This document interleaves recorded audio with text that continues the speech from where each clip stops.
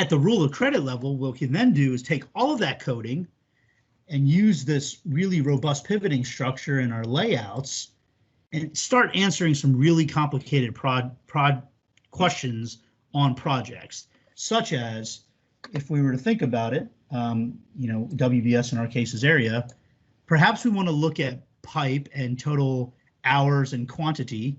So total quantity, how much do we have planned? What have we actually installed? What have we earned? Total number of hours, what have we earned against those hours? And we want to look at that by area, but then we want to start answering some really hard questions underneath that, such as we want to now say, let's look at this by system, or rather test package. And I don't know if any are coded, but we can now drill down by turbine area, and none are coded. Had we coded some, we could see that turbine area has 5 test packages in it. We can look at now those, how much of that pipe is actually physically engineered because we have our phase coding. We also can look at how much of it is installed and how much of it is commissioned.